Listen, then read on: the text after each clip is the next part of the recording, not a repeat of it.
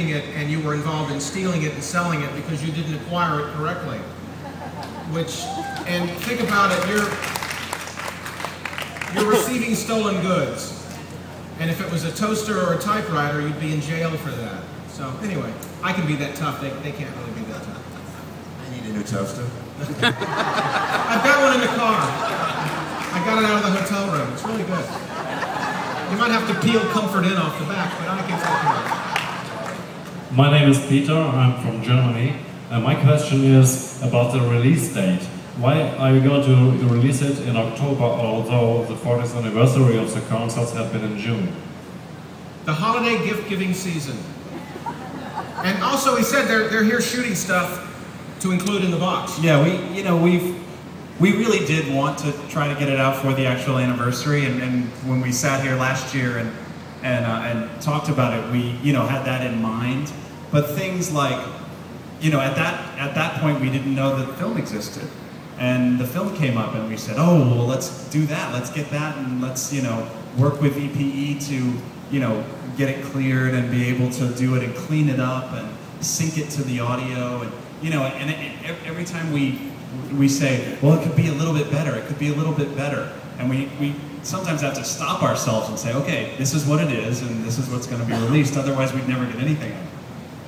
So if I got you right, you found the film too late for a release in June? Yes. Correct. Yeah, okay. Because I heard many people saying the 40th anniversary is coming up and they don't provide anything. This is what many fans were saying. We like to be the bad boys sometimes. It's the 40th anniversary all year long, so. Yeah, I've been waiting 40 years, I can wait 4 more months if I get more. That's the way I look at it.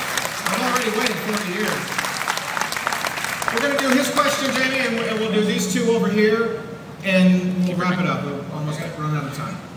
Kind of a crazy question. For a really long time, there was this really insistent rumor that the 16-track for the evening show had been lost.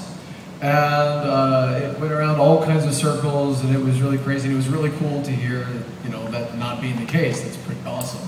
Do you have any idea where that could have come from, or was this something that there were other times that you thought maybe it would be good to go back to the 16-track at that point, then you just said, well, we'll put it off to another time. I was thinking specifically about, no, never mind. But mainly I was wondering about if you have any idea where those rumors could have come from, possibly. I mean, from time to time I go on the message boards because somebody suggests that I follow a certain discussion. And if it's a little like, I have a football team in Denmark that I absolutely love. And the 3 days before the game starts, I'm as silly as my son and all the other friends speculating why this guy is not on the team this week and the other guy is not. And basically, and even some of the nasty stuff that I sometimes have to read about Sony and myself, it all comes from excited people who care about this. And that situation tends to create rumors because everybody so badly wants to have a great story. Sometimes it's a nasty story, sometimes it's, oh, I think somebody has Rock Around the Clock. And this is the kind of excitement that we all thrive on. And it's, I would have loved Rock Around the Clock to pop up, but I'm very happy that this popped up, and I'm not going to know what the next rare thing is. Thanks. Over here, there you go. Hi, Greg from Canada. I'd just like to acknowledge you doing a great job with the FTD releases. Excellent job. One question is on the last one, which was from Hawaii to Vegas. There's a photo of the cassette on the back of the booklet, and it says Volume 1. Are we to expect Volume 2 and further releases? Can you share any light on that? Well, you guys are looking at stuff like Zapruder films. It's amazing.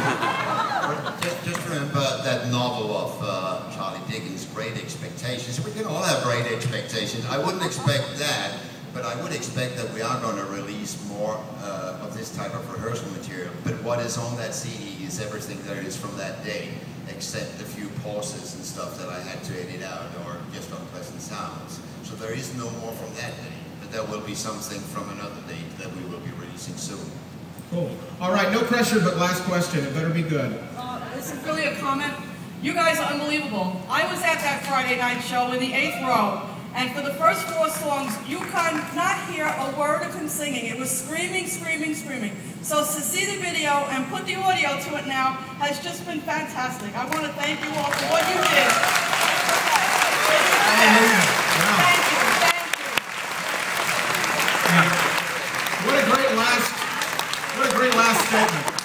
If you were in the 8th row, did you see a guy holding a camera like this? I did. Are you serious? You really saw him? Yep. Well, 40 years later, you can see what he shot. Let's thank the guys from Sony, John, and Ernst, and Roger.